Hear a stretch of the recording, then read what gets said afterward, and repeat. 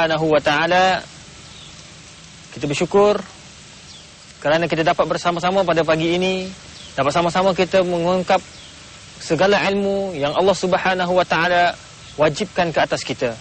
Sidang penonton yang dirahmati Allah Subhanahu wa ta'ala, seperti mana yang saya katakan sebelum ini, bahawa tajuk yang akan kita bincangkan pada pagi yang mulia ini ialah tuntutan kepada pendidikan. Firman Allah Subhanahu wa ta'ala dalam surah Al-Mujadalah ayat 11, yarfa'illahu alladhina amanu minkum walladhina utul ilma darajat. Sesungguhnya Allah Subhanahu wa ta'ala mengangkat martabat orang-orang yang beriman di kalangan kamu.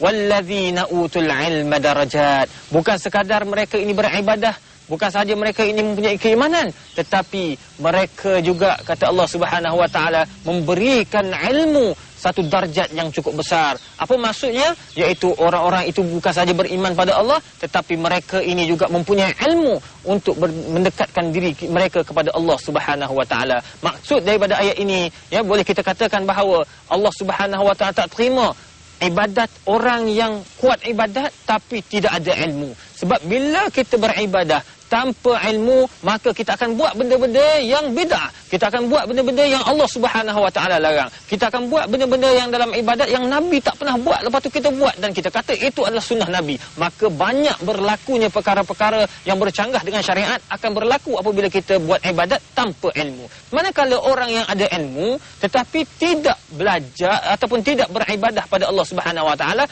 lain pula jadinya. Bagaimana? Bahawa orang ini seorang pencuri, dia ni ada ilmu, dia pandai buka kunci itu, pandai buka kunci ini, segala kunci dekat muka bumi ini dia boleh buka.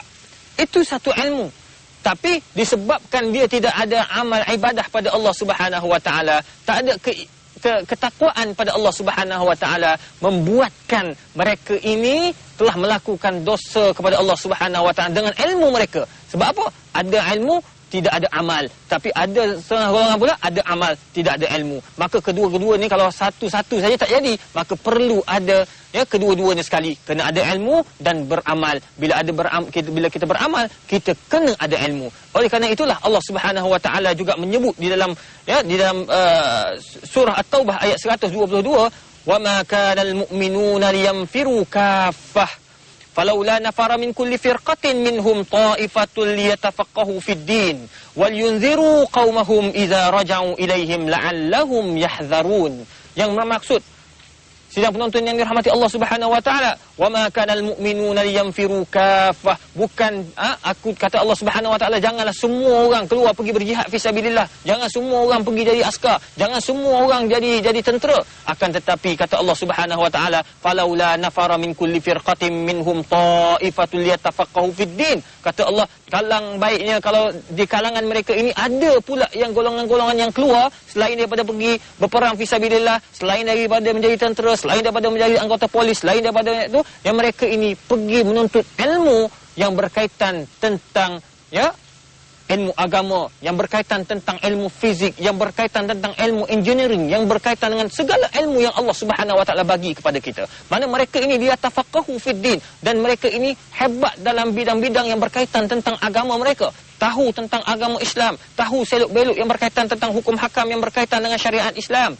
Dan bila mereka balik, ya, waliyunziru qaumahum iza raja'u, bila balik bertemu dengan kaum mereka, dengan masyarakat mereka, mereka boleh membantu masyarakat untuk berubah daripada kejahatan kepada kebaikan, iaitu berhijrah daripada kejahatan kepada kebaikan, ya, ila'allahum yahzarun. Dan daripada ayat ini juga menunjukkan bahawa kalau kita belajar betul-betul, kita mencari ilmu betul-betul, berilmu dan beramal, maka nescaya kita dapat mengubah jiwa kita, mengubah diri kita, dan dapat mengubah sikap masyarakat yang mana mereka ini jauh terpesong daripada syariat Allah Subhanahu wa ta'ala.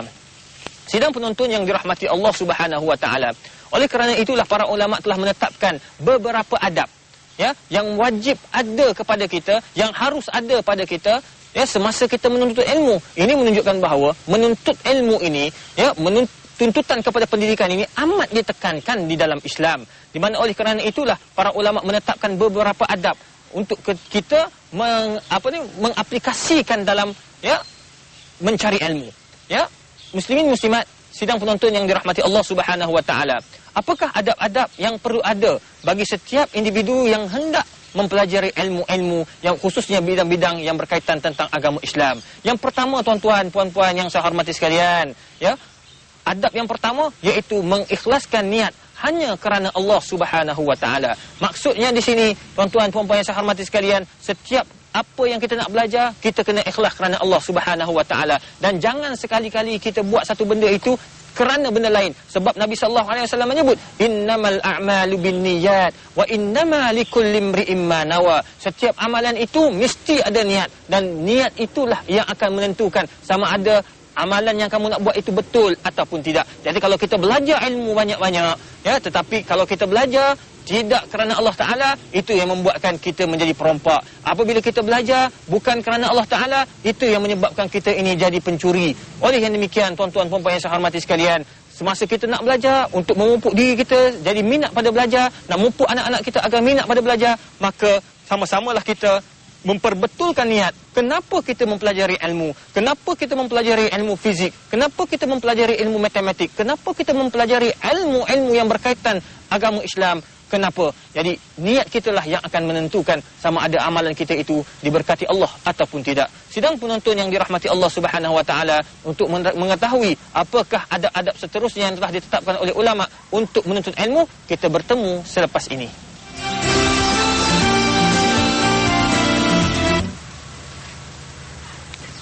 Sidang penonton yang dirahmati Allah Subhanahu wa taala, kita bersyukur pada Allah Subhanahu wa taala untuk kali keduanya kerana kita dapat bersama-sama berkongsi ilmu, saling ingat memperingati antara satu sama lain. Sidang penonton yang dirahmati Allah Subhanahu wa taala, kita masih lagi membincangkan topik tuntutan kepada pendidikan. Dan perbincangan kita pada pagi ini masih lagi dalam perbincangan yang sama, iaitu adab-adab di dalam menuntut ilmu. Khususnya bagi anak-anak yang hendak memulakan pengajian di universiti, bagi pengajian di sekolah menengah, sekolah-sekolah rendah. Jadi adab-adab ini amat perlu kerana ia adalah tuntutan yang dituntut oleh syariat Islam, khususnya dalam adab-adab menuntut ilmu. Tuan-tuan, muslimin, muslimat, sidang penonton yang dirahmati Allah Subhanahu wa taala. Manakala adab yang kedua yang perlu ada pada kita semasa kita menuntut ilmu, iaitu membenteras kebodohan diri kita sendiri dan juga orang lain. Maknanya kita ni bukannya lahir-lahir daripada ibu ni kita jadi bijak terus. Tak ada profesor keluar daripada perut ibu dia terus saya adalah nama saya profesor dan saya ni pakar dalam segala bidang. Tidak. Kita keluar daripada perut ibu tak tahu apa langsung. Kerana itulah Allah Subhanahu wa taala, ya, menyebut di dalam surah An-Nahl ayat 78, wallahu akhrajakum min butuni ummahatikum la ta'lamuna syai'a. Kata Allah, wallah, sesungguhnya Allah Subhanahu wa taala telah mengeluarkan kamu daripada perut ibu kamu, la ta'lamuna syai'a, kamu tak tahu apa-apa pun. Matematik kamu tak tahu, Al-Quran kamu tak tahu nak baca, ya, alif bata kamu tak tahu nak baca, ya, apa bahasa Inggeris kamu tak erti, bahasa Melayu kamu tak erti, bahasa apa pun kamu tak ada ilmu dari sudut itu. Akan tetapi Allah kata, wa ja'ala lakum sam'a wal absara wal afidah. Akan tetapi Allah kata, aku bagi kepada anak-anak ini, kepada kamu wahai manusia, agar kamu berfikir, wa ja'ala lakum sam'a, aku bagikan kamu telinga, aku bagikan kamu mata, aku bagikan kamu hati, untuk mempermudahkan kamu, la'allakum tashkurun, untuk kamu mempelajari ilmu agama, untuk kamu mempelajari ilmu-ilmu yang aku sediakan di muka bumi ini, dan daripada itu kamu akan bersyukur pada Allah Subhanahu wa taala. Oleh daripada itulah, tuan-tuan puan-puan yang saya hormati sekalian, siapalah kita kat muka bumi ini? Nak sombong? Siapa kita? Kita pun lahir-lahir bodoh. Kita pun lahir-lahir tak tahu apa. Kita lahir-lahir jahil tukir, kata orang kampung. Ya, kita ni tak tahu apa-apa. Oleh kerana itulah, bila kita dah tak ada ilmu, bila kita dah dapat ilmu, kita kena bersyukur banyak-banyak pada Allah Subhanahu wa taala. Nak pakai kasut kena ada ilmu, nak pakai baju kena ada ilmu, segala benda tu ada ilmu. Daripada situlah kita kena bersyukur pada Allah Subhanahu wa taala agar kita ini tergolong daripada orang-orang yang bersyukur, khususnya dengan ilmu, amal ibadat yang kita ambil daripada ilmu-ilmu. Sidang penonton yang dirahmati Allah Subhanahu wa taala, manakala adab yang ketiga yang perlu ada kepada kita, iaitu membela syariat Islam. Bila kita belajar apa-apa pun ilmu, ia adalah bertujuan untuk membela syariat, untuk membela umat Islam, untuk membela, ya, makhluk Allah yang beragama Islam. Itu kerana itulah ya para ulama mengatakan bila kita belajar ilmu, kita nak menolak kemungkaran. Kita belajar ilmu-ilmu yang berkaitan tentang kedoktoran adalah untuk membantu umat Islam yang dalam kesakitan, yang dalam kesusahan. Kita belajar juga belajar ilmu ini adalah untuk apa? Untuk membela syariat dan menolak segala kejahilan. Kita tidak mahu dengar orang Islam semuanya orang jahil, tak mahu. Kita tak mahu dengar orang daripada orang bukan Islam mengatakan bahawa orang Islam ni semua lemah dari sudut segala-galanya. Tidak. Kita nak menunjukkan bahawa kita orang Islam, kita mempunyai ilmu yang banyak, kita mempunyai tanggungjawab yang banyak, kita mempunyai perasaan nak mencari sehinggalah ke liang lahat. Sidang penonton yang dirahmati Allah Subhanahu wa taala, manakala adab yang keempat yang perlu kita tahu semasa menuntut ilmu ini, iaitu berlapang dada dalam masalah-masalah yang ada perselisihan faham. Ini sudah menjadi tabiat. Setiap pandangan setiap masalah ada pandangan yang berbeza. Jadi kita sebagai penuntut ilmu, jangan sekali-kali kita menganggap bahawa pandangan kita lah yang terbaik sekali. Pandangan kita lah yang betul sekali. Ya, kadang-kadang saya dekat universiti, ada setengah pelajar-pelajar, bukanlah semua, ada segelintir mereka mengatakan kamilah yang betul sekali. Semua orang salah. Jadi tak betul. Kita sebagai manusia, kadang-kadang pandangan kita itu membawa kepada kebenaran. Kadang-kadang pandangan kita itu membawa kepada yang tidak bertepatan dengan apa yang sepatutnya. Oleh kerana itu, kita kena berlapang dada. Jangan kita mudah mengatakan orang itu salah, orang ini salah, orang ini betul, saya seorang betul. Jadi ini menunjukkan bahawa kita ini tergolong daripada orang yang sombong. Oleh kerana itulah tuan-tuan perempuan yang saya hormati sekalian, antara adab yang keempat, jangan sekali-kali kita menganggap kitalah yang pandai sekali ataupun kitalah yang hebat sekali, tetapi kita menganggap bahawa kita adalah orang yang jahil yang perlu sentiasa mencari dan memperbaiki diri agar tergolong daripada orang yang sentiasa menuntut ilmu. Manakala adab yang kelima, insya-Allah kita akan bertemu selepas ini.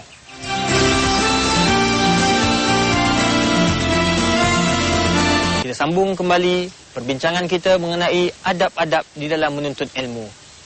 Sidang penonton yang dirahmati Allah Subhanahu wa taala, adab yang kelima yang harus kita ketahui semasa kita menuntut ilmu, semasa kita mempelajari ilmu-ilmu yang Allah Subhanahu wa taala buka kepada kita untuk mempelajarinya, iaitu beramal dengan ilmu yang kita pelajari. Sidang penonton yang dirahmati Allah Subhanahu wa taala, beramal dengan ilmu ini, belajar semua senang, tetapi nak beramal itu payah. Kita belajar bahawa sembahyang itu 5 waktu. Kita belajar bahawa Al-Quran itu kena baca. Kita belajar juga bahawa kita kena berakhlak mulia. Kita tidak boleh sombong. Kita belajar juga daripada guru-guru, daripada ustaz-ustaz, bahawa kita ni tidak boleh bongkak. Kita tidak boleh sombong, tidak boleh tertipu dengan ilmu yang kita ada. Tetapi nak beramal dengan ilmu tersebut agak susah.